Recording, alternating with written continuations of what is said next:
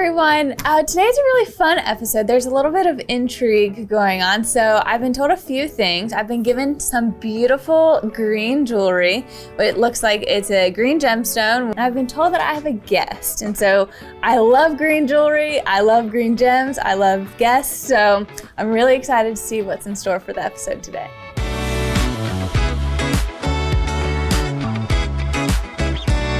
I'm a gem you know and love, but may not be what you think. All right, let's just dig in.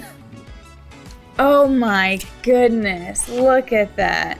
So we have a green gem specimen. So what's actually pretty interesting is you have a lot of different shades of green here. You have a pretty gemmy material on almost the entire perimeter here. And then you have this really pretty grayish green matrix that it's on. Really high luster here. These gemstones are sparkling in a way that you don't see in many green gems. Again, the high luster, the polish is really lovely. You have some nice crystal form, especially that's pretty visible in the larger parts of the crystal.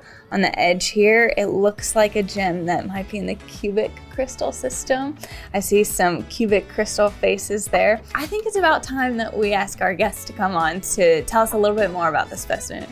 Okay guys, we have John Ferry here. He is the founder and owner of Prosperity Earth. He's a miner and a gem cutter, and we have him here to tell us all about this specimen and more. So tell us what this specimen is. What do you think it is? I think it is garnet, more specifically Demantoid garnet. Correct.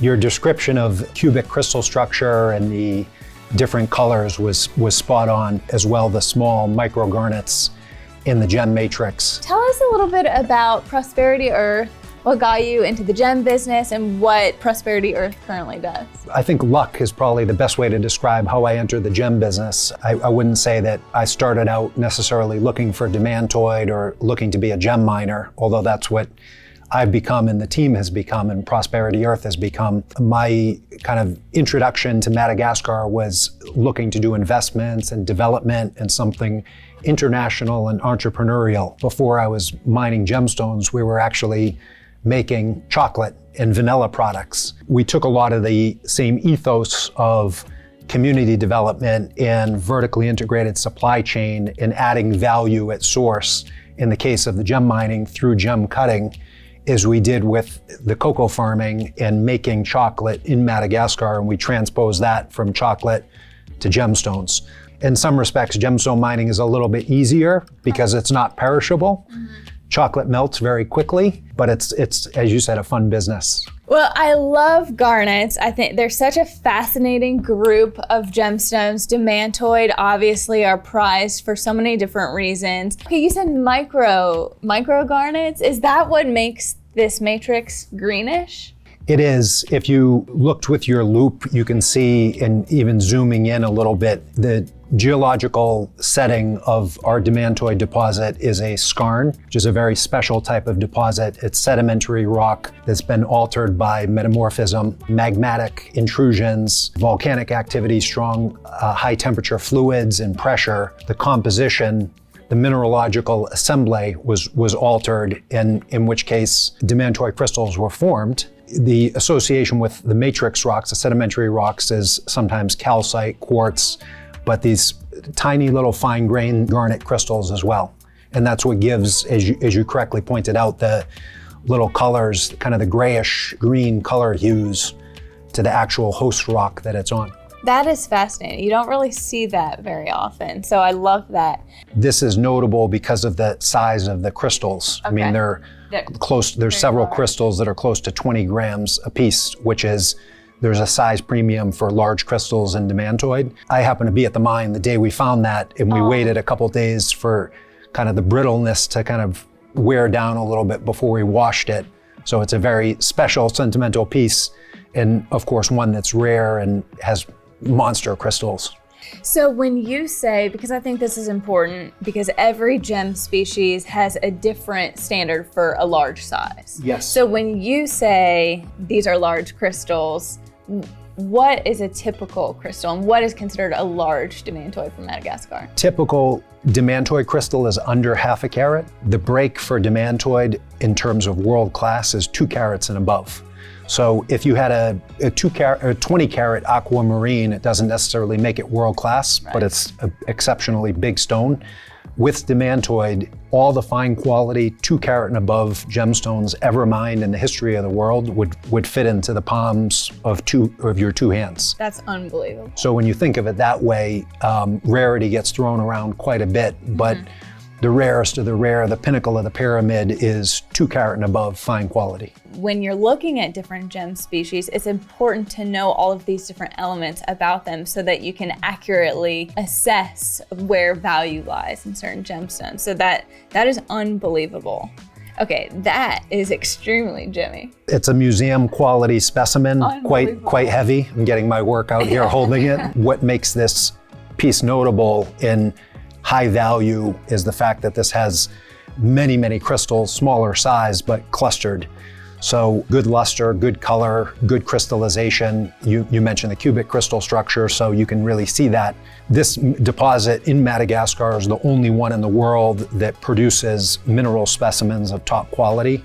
So let's talk about this deposit because it was found relatively recently as gem mining goes, correct? That's exactly right. Because it's in kind of a boggy mangrove close to the ocean, likely was a fisherman or someone kind of passing through the mangroves.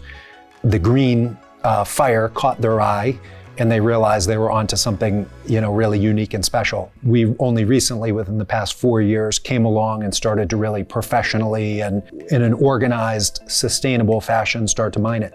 Right at the location where our deposit is, there's mangroves, and that's one of our big kind of environmental contributions that we're really proud of. Is at many multiples times the footprint of the actual area that we're mining, we're replanting mangroves. And mangroves have incredible aquatic life, but they also are 4 to 5 times more efficient at carbon sequestration even than forests. Amazing. Yeah. Wow. So it's one of those things, if you're sensible and you want to kind of make the environment better than where you found it, it's the easy thing to do. And, I may be a miner, but I love nature. I'm a naturalist. So it's, as I said, something that we're super proud of. And it makes for a really exciting approach to the mine is when you see all these mangroves and the coastline. For us, and your customers and JTV fans, a big part of completing that virtuous cycle is providing the customer value and values. So very privileged and honored to be with you here today. It's a great program, the unboxing. The customer gets a chance to learn about demantoid and the mining and get direct connectivity with the mine. That's the value. All the ethos that we're really proud of that you mentioned about social impact or environmental contribution allows us to be really proud and feel great about what we do and want to be transparent about it. So that's, I think, increasingly how the industry is going and how people need to operate. Let's talk about demantoid. So demantoid has some amazing properties. So let's open up the box and then talk about those. Oh my goodness. Okay, so we have 2 different bags here. These are all round brilliance, and then these are cushions. You mentioned earlier one of the most famous properties of demantoid, it's fire. Can you tell us a little bit about that? The technical definition of fire is dispersion. And what dispersion is when white light enters a object, in this case a gemstone, because white light's composed of various wavelengths of color, the white gets refracted back at your eye, and as you kind of move the gemstone around, you see the full rainbow of color. And in the case of demantoid, there's not a lot of selective absorption going on, so the full rainbow of color gets reflected back at your eye. Fire is often somewhat difficult to see in colored gemstones. So to have a green gemstone where it has visible fire, it has a higher dispersion value than diamond. If you're out in the field, it's a great way to identify demantoid and to separate it from other green gemstones. That's exactly right. And there's usually a trade-off between saturation and fire. So you take another garnet grossular like Savorite that has really strong saturation of color. It doesn't have the dispersion of Demantoid. But if you want to see the rainbow color reflected through dispersion, something like Demantoid's incredibly suitable for that. Let's talk about inclusions, because there's some really unique inclusions in Madagascan Demantoids, right? Madagascan Demantoid has a lot of rare earth inclusions. There's also a lot of signature inclusions like bismuth that separate Madagascan Demantoid from Namibian Demantoid, which may be similar, but isn't found in Namibia. Madagascan tends to be larger crystal sizes and a bit cleaner. No horsetail inclusions, so to the extent a collector is looking for horsetails, that's more associated with Russian Demantoid. The closest thing we would have to the horsetail inclusions is Velastinite, but that's, one in every 10,000 stones has the needle-like Velastinite. At trade shows, as you can imagine, you have a lot of customers coming up and asking the question, does Madagascar have the horsetails? And the answer is no, but that's a good thing because it announces the fire, which is a signature property, a lot more. Demantoid is about closer to a 7, 6.5 to 7 on the Mohs scale, so pretty hard. The hardest of all Demantoid origins. Okay. Yep. Now, why is that? It's a function of the crystallization and the geology. And we know that just by nature of us cutting the Demantoid. Colored by iron? Iron, chromium, and truth be told, what's interesting about our deposit, in addition to producing the green Demantoid, is we also produce a very small amount of less valuable, but certainly more rare, brownish and yellow stones that could easily be mistaken for like a cognac diamond. Okay. And they're stunning. There's nothing like it. Because it's andradite, they have the same fire as Demantoid, but they just happen to be predominantly brown or yellow. Another special element of Demantoid Garnet is lack of treatment, correct? For Madagascan, yes. Our gemstones have no enhancement. Russian Demantoids commonly heat treated. This is not enhanced in any way, no heat treatment, no other enhancements, and all natural, which is a big selling point for this gemstone in today's day and age. It's a special box, I hear. Ooh. So we've really gone from getting it right out of the ground to fastening it to setting it in jewelry. Okay, so tell us about these. These are two of my favorite pieces of jewelry. I'll start with the earrings. These are, as you see, swivel connections. So when you're wearing them, they have a lot of movement to them, which is important for showcasing Demantoid in the most favorable light. Is that when the stone moves, you see all those flashes of color of the rainbow, but really a statement piece, but one that's meant to be worn, not one that's meant to be sitting in the jewelry box. To me, each little Demantoid is as special as the big one, and I know a lot of premium gets put on buying big, but this is eye-catching at all levels. Beautiful saturation of color, but really strong fire, so it has it all going for it. This has a property known as color shift.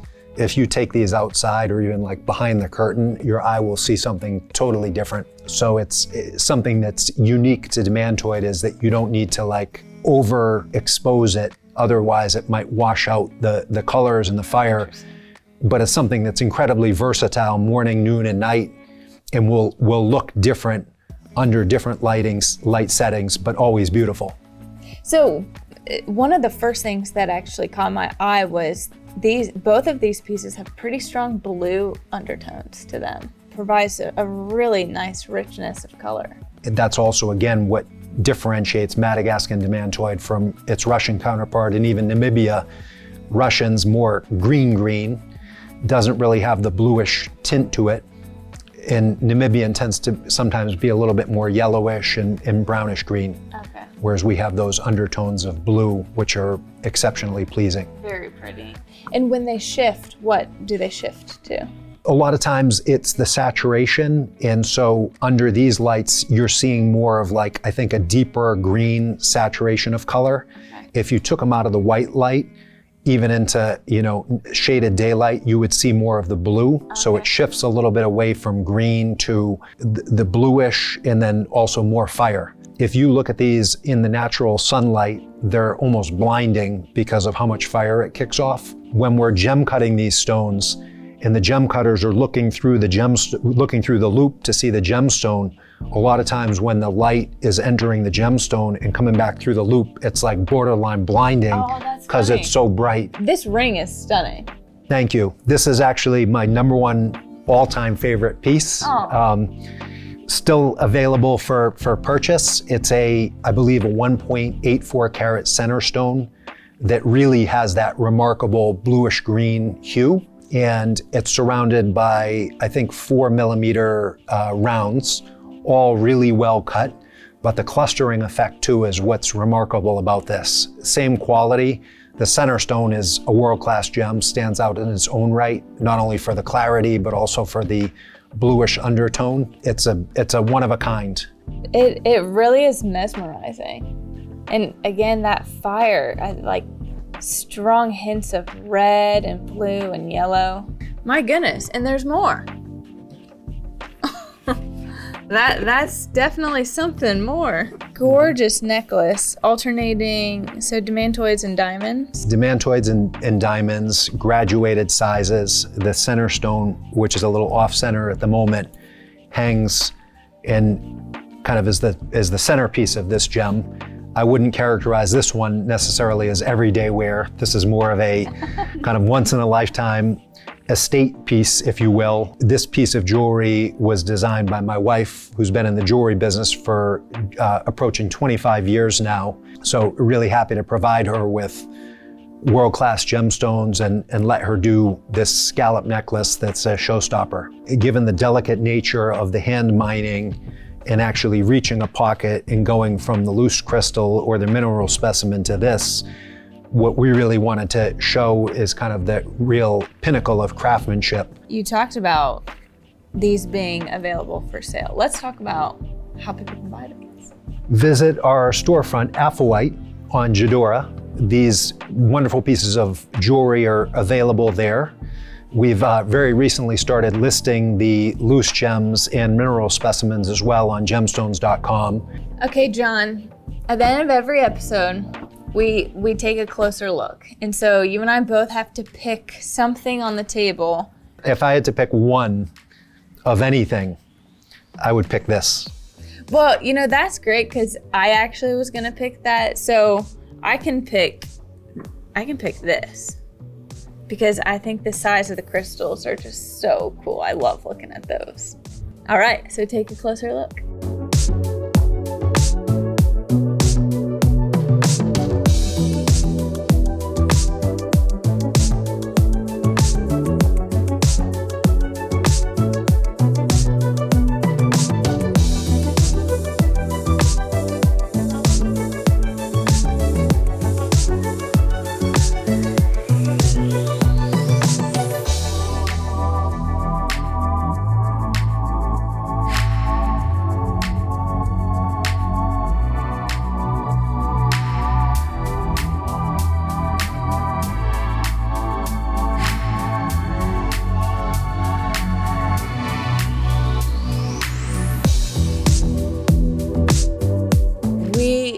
Feel incredibly grateful to have you here, to hear your story, to learn about your family, your business, these beautiful gemstones. And again, if you like loose gems or specimens, you can shop these on gemstones.com. We'll put a link in the description. And if you like beautiful pieces of jewelry with Demantoid Garnet, you can head to the Aphawite storefront on jedorah.com, and we'll also link that there for you. And let us know if you have any questions about any of these. We would love to help you find your perfect piece. Thank you so much for being here. This has been such a pleasure. Definitely a gift to be able to chat with you and to show our viewers. Y'all, please tell him thank you in the comments and let us know which piece was your favorite. And don't forget to like, subscribe, and ring that bell so you don't miss out on any of our future videos. Thanks for watching.